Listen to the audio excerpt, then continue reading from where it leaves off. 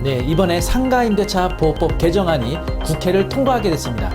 이번 상가임대차 보호법 개정안에는요, 임차인을 보다 강력하게 보호하고 있는 법안이 포함되어 있어서 임대인들에게 불만을 사고 있습니다.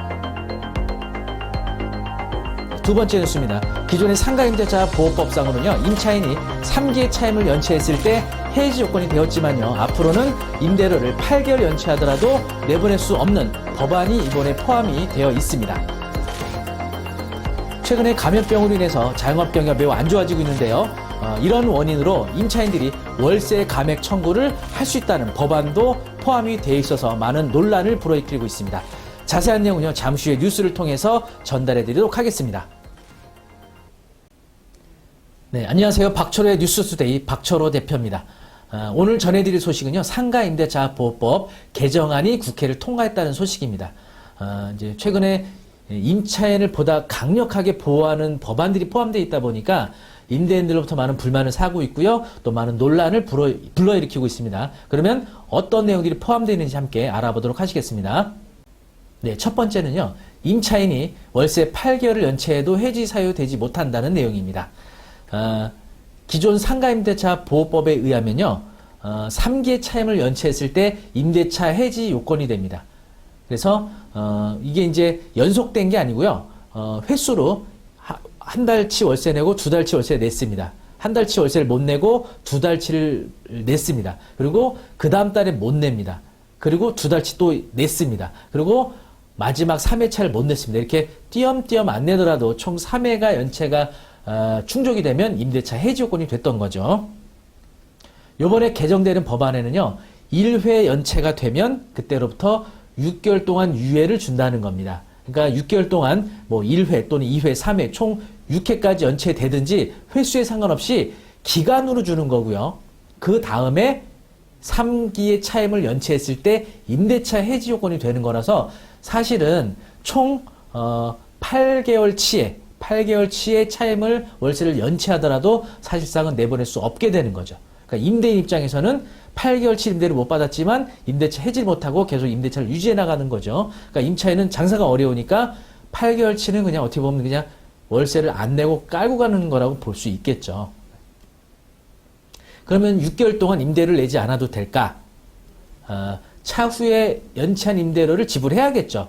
뭐 중간에 정산해서 한 번에 내든지, 뭐 아니면 만기 때 보증금에서 차감하든지, 그렇죠? 대신 이자도 포함을 해야 될 거고요. 근데 사실은 이 부분 임차인에게도 부담이 되죠. 이게 자기가 지불해야 되는 돈인데 물론 경제적으로 어렵기 때문에 못 냈지만, 그러니까 이 법안의 목적은 지금 이제 감염병으로 인해서 어려운 상황인데 왜 임차인을 3개월치를 못 냈다고 해서 바로 내보내느냐, 더 기간을 여유를 주자 해서 사실은 임차인에게 임대차 해지를 하기 어려운 그런 상황이 됐다. 월세를 못 내도 이런 상황이죠.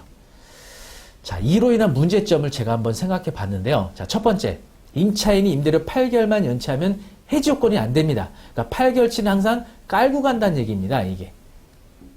그리고 임대료 9개월 연체 후에 비로소 임대차 해지 요건이 되죠. 그런데 내보내려고 하는데 임차인이 스스로 자진해서 나가질 않으면 결국은 임대인 입장에서는 명도 소송을 해야 되거든요. 근데 명도 소송을 하는데 판결 받는 데까지 빠르면 6, 7개월, 늦으면은 1년 가까이 걸린단 말이죠. 그리고 판결문을 받는다고 끝이 아니죠.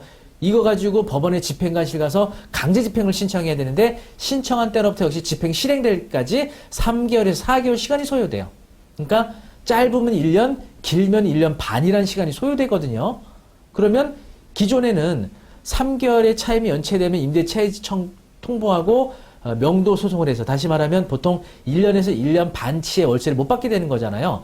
그동안의 임대료를 바로 보증금으로 보통 정하게 되는데, 이제는 9개월을 연체하고 나서 1년을 넘게 임대를 못 받는 상태에서 소송을 해야 되다 보니까 약 한 2년 동안의 임대료를 보증금으로 결정을 해야 되는 거죠. 다시 말하면 월세 100만 원이었으면 보통 보증금을 한 1000에서 1500 정도 받았는데 이제는 2년치 약 한 보증금을 못해도 2500에서 3000 정도는 받아야 되는 거죠.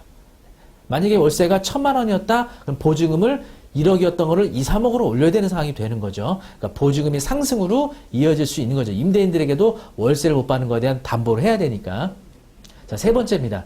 그리고 임대인이 임대료를 지급받지 못하잖아요. 그러니까 이분은 대출 받았다면 대출 이자 나가야 될 것이고요.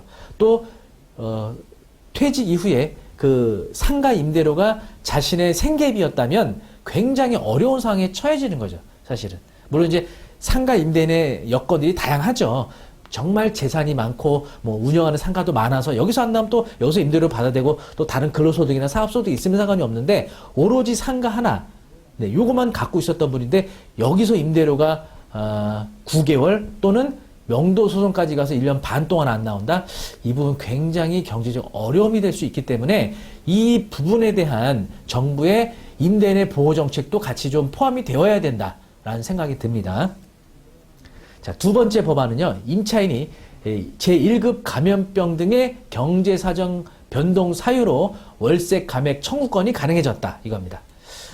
기존의 상가임대차 보호법 제11조 차임 등의 진감 청구권 보시면요, 차임 또는 보증금이 인차 건물에 관한 조세 공과금, 그 밖의 부담 증감이나 경제 사정의 변동으로 인해 상당하지 아니한 경우에는 당사자라 함은 임차인과 임대인 당사자죠. 장래 차임 또는 보증금에 대해서 진감을 청구할 수 있다. 임차인도 청구할 수 있고요. 임대인도 청구할 수가 있어요. 그동안 그렇게 해왔죠. 장사가 잘 된다? 그럼 임대인 입장에서 장사 잘 되네. 임대료 한 20만 원 올려주시죠. 이렇게 청구할 수도 있고요. 또 임차인 입장에서 뭐 굳이 이런 감염병이 아니더라도 장사가 안 된단 말이죠. 그러면 임대인에게 사장님 저희 장사 너무 안 되는데 이번 계약갱신할 때 임대료 20만 원 좀 깎아주시죠. 이렇게 서로 협의해서 그렇죠? 보통 임대료를 책정하게 돼 있는 거죠. 그런데 세입자가 월세를 감액을 청구하게 되면 무조건 내려줘야 하느냐? 기존에도 그랬고 새로 바뀌게 되는 법안도요. 그런 건 아니죠. 그런 건 아니지만 청구할 수 있는 어떤 사유를 더 늘려줬다. 이렇게 보시면 되겠습니다. 사실은 근데 아까 상가임대차 보호법 개정 전에도 보시면요. 경제사정 변동으로 인해서 청구할 수 있는 거거든요. 사실은 감염병으로 인해서 경제적 사정의 변동이 올 수도 온 거거든요. 사실은 매출이 안 좋아지고 손님이 줄어든 거니까.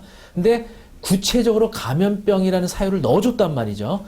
그로 인해서 그러면 어떤 문제가 생기겠느냐. 결국은 임대인이 월세 깎아달라고 했는데 안 깎아주잖아요. 임차인이 임대인을 상대로 임대료 감액 청구 소송을 하는 거죠. 그 원인은 감염병으로 해서 매출이 줄어들었다라는 걸 입증을 통해서 감액을 받아낼 수 있는데 결국은 소송을 해야 되는 거죠. 소송 선임비용 들겠죠. 변호 선임비용. 그리고 시간이 걸리죠. 그렇죠? 그리고 임대인과 얼굴 붉혀야 되는 상황이 오는 거죠. 자, 두 번째 질문입니다. 세입자가 월세 감액 청구 소송에서 승소하게 되면 감액된 월세는 언제부터 적용되느냐? 판결이 나고 나서 승소 판결 난 후부터 받을 수 있느냐? 그건 아니고요. 임차인이 임대인을 상대로 임대료 감액 청구 소송 제기한 때로부터 적용이 될 거로 봅니다. 그러니까 소송이 1년 걸렸다면 1년치의 임대료를 지불했다면 반환받을 것이고요. 지급하지 않았다면 임차인이 주장한 감액 청구한 그 임대료로 그냥 지불을 해왔다면 지불 안 해도 되는 거겠죠. 네. 임대료 감액에 대한 제한이 있느냐? 그러니까 아까 그 상가임대차 보호법에서 임대료를 증액할 수 있는 증액 상한선이 있어요. 이게 5%거든요.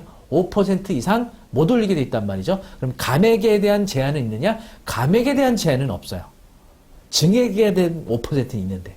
그렇죠? 자, 그러면 임대료 감액한 후에 다시 올릴 수 있느냐? 경기가 회복되었다면 다시 올릴 수 있겠죠. 이제 더 이상 감염병의 우려가 없어서 임대인이 다시 좀 월세 220만 원인데 200으로 깎아줬잖아요. 그러면 다시 올려달라 이렇게 청구할 수 있겠죠. 20% 감액했다면 20%까지. 다시 말하면 240만 원이었는데 200만 원을 깎아줬단 말이에요. 그러면 240만 원으로 다시 올릴 수가 있겠죠.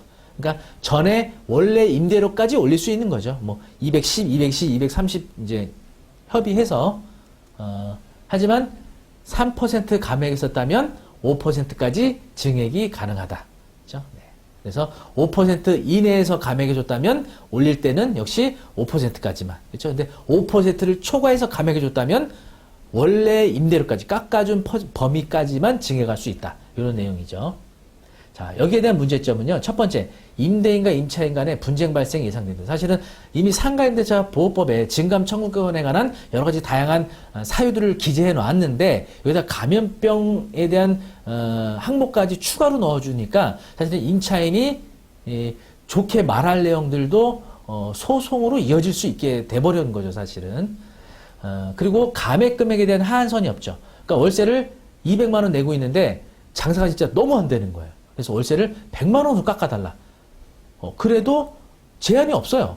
200만 원 내는 거를 50만 원으로 깎아달라, 100만 원 깎아달라. 물론 상식적으로 상식적인 범위 안에서 주장을 할 수 있겠지만 워낙 다양한 사회 환경 속에 살고 있기 때문에 임차인이 어떤 주장을 할 수는 없는 거거든요. 임대인 입장에서는 아니 내가 이 상가를 8억에 샀는데 임대료 200 받는 것도 그렇게 많다고 생각 안 들었는데 그걸 100만 원으로 깎아달라 그러면은 이분은 이자가 한 달에 지금 100만 원씩 나가고 있는 150만 원씩 나가고 있는데 그죠? 150만 원 나가고 200 받아서 이자 빼고 50만 원 남는 건데 100만 원을 깎아주면 오히려 까지는 겁니다. 손해가 나는 거죠. 이자도 다 못 내는 상황이 오는 거죠. 그러면 결국은 임차인이 소송하는 거죠. 100만 원으로 깎아달라. 그럼 판사가 봤을 때 장사가 매출이 반토막 이상 떨어졌거든요. 그러면 임대료를 100만 원으로 지급하라. 이렇게 되면은 정말 임대인 입장에서는 굉장히 어려운 상황에 처해질 수 있다는 거죠.